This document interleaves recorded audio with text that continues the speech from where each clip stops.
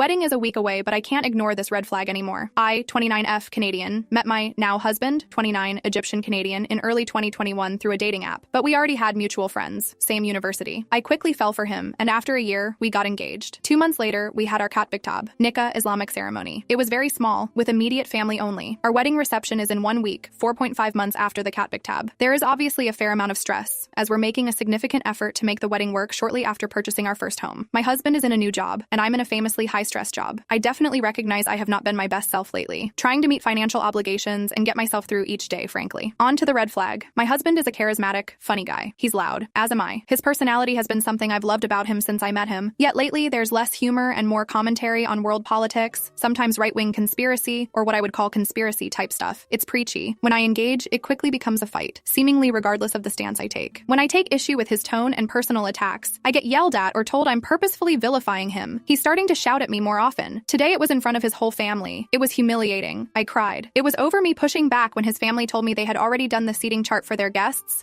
despite not having the entire guest list. I did not think I was being rude. I just explained that I needed to work off the draft I had because I knew it had all guests on it. I was reassuring her she could rearrange tables if I got stuff wrong. My husband interjected himself from the next room, shouting at me for saying his mom didn't know everyone that was coming. Then he shouted that he wasn't shouting. We were shouting. I know I shouldn't have, but I called him out on his immaturity. I called him out for yelling in front of our nephews, 971, who were there. I told him to stay out of it if he was going to yell. We finished the seating chart, and I left to stay with my parents. We are visiting from out of town. It's been 5 hours since the incident, and I haven't heard from my husband. When I left, I gave everyone a quick hug goodbye, including my husband. He didn't walk me to my car. He's been shouting at me more at home too. I avoid certain topics altogether. It got physical once, and he put his hand on my throat. He apologized profusely for this and blamed it on frustration at my poor memory during an argument we were having. Sometimes he pushes me, which I find super embarrassing in public, e.g., shoves me out of the way if I go to pay at the store, despite us often alternating who pays. I have verbalized that my parents don't treat each other that way. I have told him I don't want to be treated that way. I have explicitly said, don't shout at me, don't push me, and threatened to involve his older brothers. I'm sure I'm extra upset right now for a handful of reasons. Wedding stress, menses, not praying, work stress. But I'm starting to worry that I'm being willfully blind here. Can I let this slide and pray for change? What else can I try to encourage change? Does this sound like a stress response to you? What would you advise your sister to do in this situation? Thank you for your time. Please be kind. I love my husband and am just at a loss. Edit to clarify the throat grab situation. We had a large verbal altercation where I was upset as I felt he hadn't consulted with me before leaving his last job,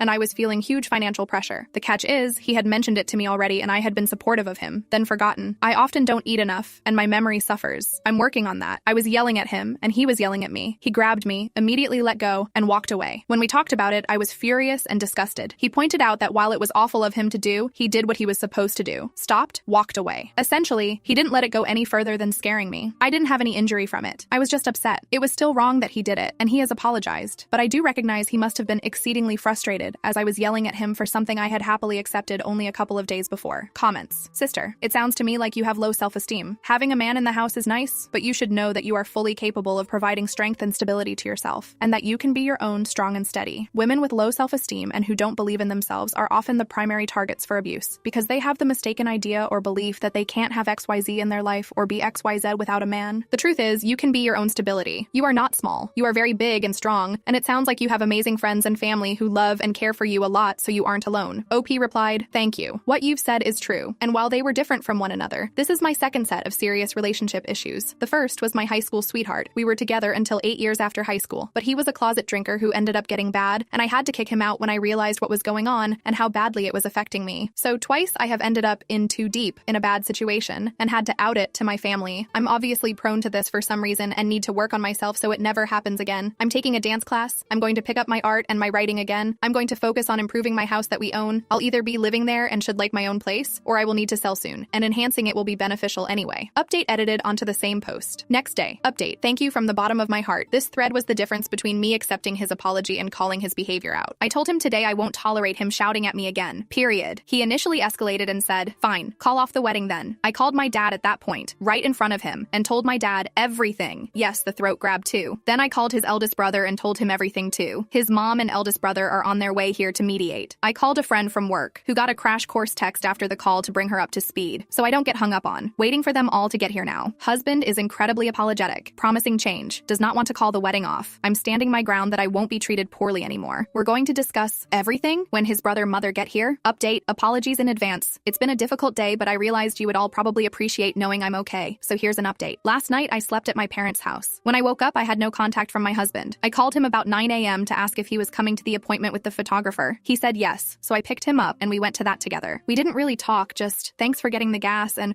where's the appointment conversation. After the photographer appointment, we left the city to head back to our own city an hour away. On the ride, about 20 minutes in, I said we needed to talk about the fight yesterday. He asked, "What do we need to talk about?" I said that you yelled at me in front of your family to start. He didn't seem to want to say anything, so I continued and told him I won't tolerate being shouted at anymore. It's disrespectful, and I've made it clear I won't put up with it. He started getting irritated and pushing back. I yelled too. He's stressed. I was trying to plan his side of the seating plan, blah, blah, blah. I told him that's not the point. It doesn't matter why you're shouting. I won't tolerate being shouted at anymore. I need this to change, or I can't go through with spending my life with someone who treats me poorly. He said, "Well, I'm not changing, so call off the wedding then." He took that back pretty quickly, but not before I called my dad right in front of him. I called my dad and told him as plainly as I could that since my husband and I moved in together, he has been increasingly verbally abusive to me. I also told him about the throat grab and the shoving in public. While I was telling my dad this, my husband was speaking quietly beside me. "Seriously? You're really dragging them into this?" etc. in my ear. I tuned him out and focused on my conversation with my dad. This was telling. I told my dad everything, and we made a safety plan. I called him when we got to our city and again when my husband left. My dad reminds me I do not need to go through with the wedding and that abuse typically gets worse, not better. I told my dad I don't know whether to proceed with the wedding, and he tells me he thinks that's the appropriate response here, but reminds me that there's no need to make decisions today. After I called my dad, I asked him, "Are you calling your mom, or am I?" He told me to. Instead, I called his eldest brother. His parents are elderly. I told him everything, and he spoke to us a bit on the phone. He was perplexed by what I had told him and condemned his brother's actions. We get home, husband pouring honey in my ear now about how we're not calling off the wedding, not getting a divorce, he's sorry, and will agree to counseling, etc. We get a phone call. His mom and eldest brother are on their way up to our city to mediate. I called my parents immediately. They were not pleased with the idea of his family leading a mediation. I have a good amount of trust in my eldest brother-in-law, so I was less concerned, but I also thought it was best to call a friend to come over to support me. My friend arrived first. I told her what I had told my parents, in front of my husband. She mediated some discussion and pointed out my husband's minimizing of the times he laid hands on me. She mentioned that it makes sense I don't trust my husband to change when, until today, he had firmly and repeatedly stated he would not participate in counseling. My friend and I walked around the yard until my brother-in-law and mother-in-law arrived. When they got there, we all sat in the living room. My BIL laid the ground rules of no interrupting. I shared my story as clearly as I could. I read the threats I had typed into my phone notepad that my husband had made to me. I explained that my husband would not consent to counseling even though I had been asking for months. Then my BIL asked my husband if he agreed with what I said. My husband started by saying he had grabbed my throat because she kinda ran, charged me and I, hand out to stop her. But yes, I did. So I clarified. I said, "No, we were arguing and you got frustrated with me and grabbed my throat in anger. I was not coming at you. You were not scared of me or trying to keep me away." His brother asked, "Is that true?" And my husband conceded. My BIL announced at this point that the violence was inexcusable. He said it's not a major issue to cancel the Saturday reception because either the relationship needs to be over or we need to work on it over a significant amount of time to mend what's broken and determine whether a healthy relationship can be established at all. He made it clear he will support whatever I decide moving forward, and he will make sure I'm not burdened with all the wedding debt. Many payments to vendors are on my credit cards right now. While my husband packed a bag to return to his family home, my BIL and I discussed repurposing the wedding venue to be a family reunion spot for all his family flying in. My Mael hugged me, kissed me, and told me she loves me. Now I'm a stunned potato curled up in bed with my cat. Alhamdulillah. Thank you to all you wonderful, caring people who were so concerned for me. Thank you for your words of courage and support. Thank you for your prayers. As my friend and I walked through the yard, she told me how I had changed since moving in with my husband and had become less sure of myself. She assured me that she and her husband are there for me and are proud of me for standing up for myself. Thank God for good friends.